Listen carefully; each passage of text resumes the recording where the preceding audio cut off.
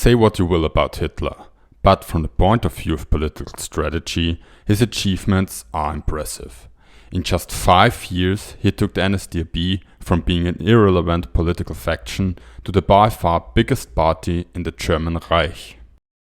So where did the Nazis draw their new voters from?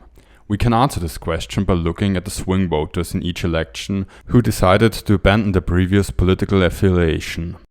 People usually do not change their personality from one election to the other, but to a large extent go to the voting booth with the same system of values as in earlier polls.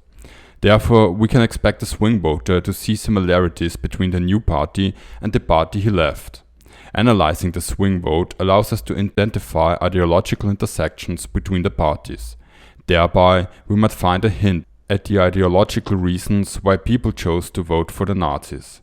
To know what the other parties were about, you can watch my videos about the major parties of the Weimar Republic. The obvious starting point for our purpose is the results of the elections in the Weimar Republic. We see that the NSDAP's first election was in May 1924, and they started off with a respectable 6.5%, but lost in the following two elections and reached 3% at best. It was not until the election in 1930 that the NSDAP became relevant by growing their votes sevenfold. With 18.3%, the Nazis suddenly were the second biggest party in the Reich, only narrowly surpassed by the SPD. After this, the NSDAP managed to strengthen its hold on the political institutions of Weimar Germany, with only a minor setback in November of 1932. Impressive. You can see that the NSDAP became relevant with the 1930 election, so it makes sense to limit our analysis to the votes after 1930. At the same time, we should not look beyond the election of 1933, since you can imagine how free they were. Even the 1933 election was not entirely free and fair either, since it happened after the Reichstagsbrand, which the National Socialists used to suppress the opposition. So, where did the Nazi votes come from? Well, whenever some party increases its voter share, others have to lose. For example, compare the elections in 1919 and 1920. The SPD lost a disastrous 16.2 points. You could easily say, well, we see that the Communists won 2.1% and the USPD increased its voter share by 10.3%. This means that most of the voters the SPD lost switched to them. Here, we already make implicit assumptions on the politics of the particular parties based on things we were told about Weimar Germany and today's political spectrum. Who says the former SPD voters felt themselves at home in the KPD or USPD? Mathematically, the voters could have just as easily gone to the DVB, which won nearly 10%. Additionally, by only looking at the votes parties received, we are leaving out an enormous pool of potential voters. At its low point in 1928, voter participation was at 75.6%. That means a party could theoretically add 25% of the electorate to its cause by convincing the non-voters. In many years, the non-voters had a relative majority. Between the maximum of voter participation in 1933 and the low point in 1928, 13% of the electorate decided to go to the polls instead of staying at home. Depending on the year, those 13% were 5 million voters. Another issue increases the difficulty of our analysis since the electorate is not the same in every election. The pool of voters changed significantly from year to year, mostly through death and young people reaching voting age. Neglecting immigration and immigration, the electorate changed by up to 2.2 million, thereby providing enough voters for a small party. Counting changes in participation, changes of up to 4 million voters were possible. We have seen, while looking at changes in the party's results only is stupid. So we have to do a more complex analysis and look at the flow of voters between the parties by putting one of the most devastating weapons of war to use. I'm talking about statistics. But fear not, I will try to humanize it as much as possible. Although I do have a background in mathematics, it would take me considerable time to come up with a model for that.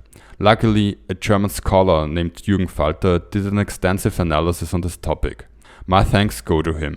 It is a shame that to my knowledge his book is not available in English. There were 9 free elections in the Weimar Republic. The NSDAP participated in 7 of them. Of these, 5 happened after Hitler was released from his imprisonment in the fortress of Landsberg.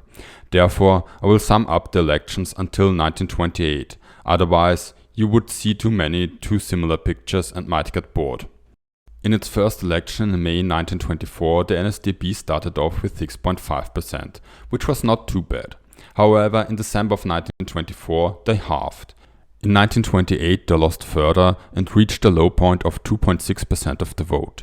In aggregate, in the first 3 elections, the Nazis gained most from the liberal parties, the DVB and the DDP, followed by others, the conservatives and the non-voters.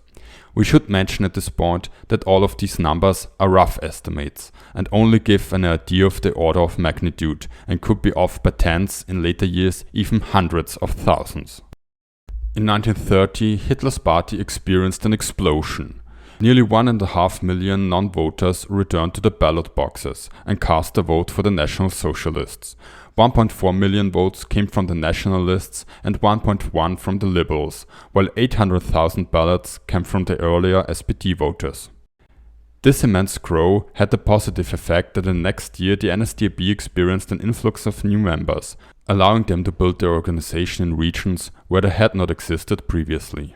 In the first election of 1932, the Nazis more than doubled to 37.4%. Although they drew huge numbers from the other parties as well as the non-voters, with 2.5 million and 1.7 million respectively, this time they also won 1.2 million people from the SPD. The Liberals were annihilated and lost more than 1 million votes to the National Socialists. The DNVB lost 500,000. In November 1932, a minor setback for the Nazi party followed, and through this we find a way to give our analysis more depth. In this election, Hitler lost 700,000 voters who decided not to vote this time. He also lost 400,000 people to the DNVB.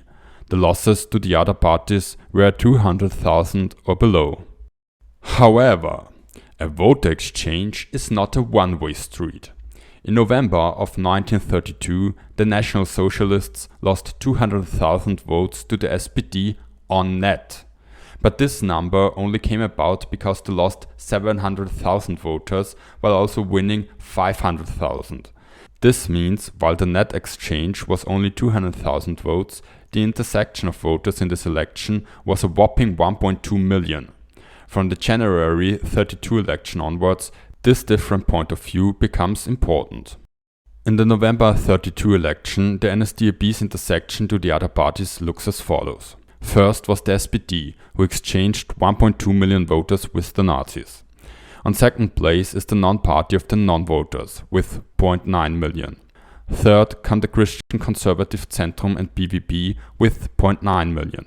Then there is the KPD with 0.6 million shared voters, and the DNVB exchanged 0.4 million with the National Socialists. That being said, we should not forget the sizes of the respective parties. In this election, the SPD had the largest intersection in regards to voters, but was the largest party other than the National Socialists in Germany at this point, and had around a third more voters than the KPD or the Conservatives. Regarding the 2 elections of 1932, I would like to speculate and claim that the unusual high intersection of voters with the Zentrum was due to the people's reactions to Chancellor Brüning's reforms. Note, this is not a value judgment on Brüning. In March 1933, just days after the Reichstagsbrand, followed the last relatively free election in the Weimar Republic, where Hitler gathered a whopping majority of nearly 44%. This election had the highest participation rate of all elections during the Weimar period, with 88.8% of the electorate going to the polls. On net, the Nazis gained more than 3 million votes from the non-voters. The smaller other parties lost 0.7 million votes. The SPD lost 0.4 million, while all other parties lost on an insignificant level. Now we can sum up all the swinging and get the following picture. The non-voters provided close to 5.6 million votes, especially beginning with the election of 1932. On net, the Nazis drew close to 3.8 million from the smaller parties. With nearly 2.4 million voters, the Nazis drew more from the Liberals than from any other party or ideological bloc of parties. This happened until 1932.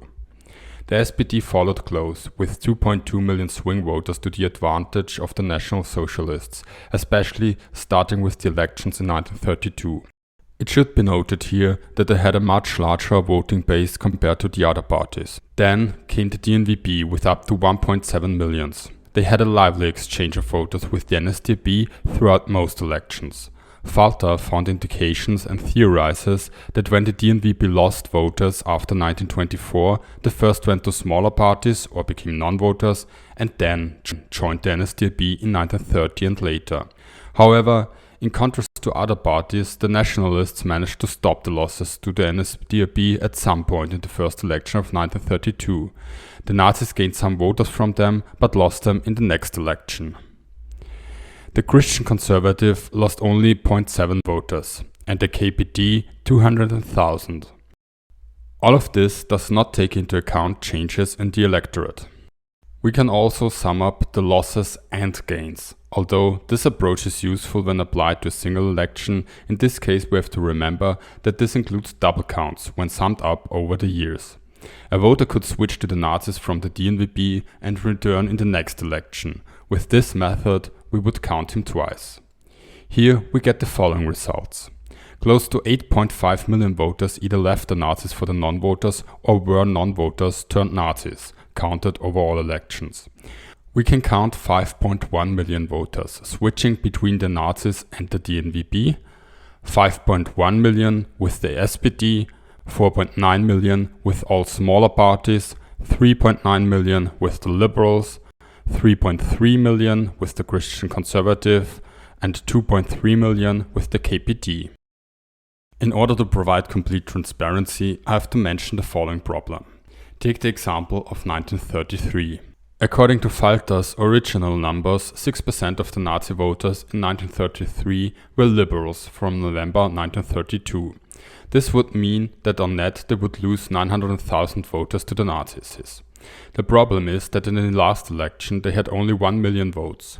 Of course, they could draw in new voters, but losing all existing voters to one party is nearly impossible. I asked Professor Falter about this issue and he kindly answered me. I would like to take the occasion and thank him for that. It seems that in his book some numbers got mixed up. He sent me the corrected set and I used the numbers in my calculations. I hope there are no other errors left. Feel free to check my calculations. We can learn from that. The numbers about the swing voters naturally are approximations. They do not tell us the exact number of voters who switched from one party to another. They rather tell us an order of magnitude, and this order of magnitude was relatively similar for every ideological bloc. Or as Hitler said, our movement must comprise both extremes, left and right. He is Spartacus' man, their officer. Both groups are idealists. Our task will be to give our nation a national feeling again and to unite us with social happiness, because with us only he will be national who is aware of his highest social obligations, while we will only be able to call him social who is national in the truest sense of the word. For this reason, the two extremes are flowing together in our movement, the communists from the left and the students, the officers from the right. A uniting message? Who would have expected that? There, I know, I did it again. I could not resist doing a deep dive into the beautiful rabbit hole of numbers. I hope you had fun anyway.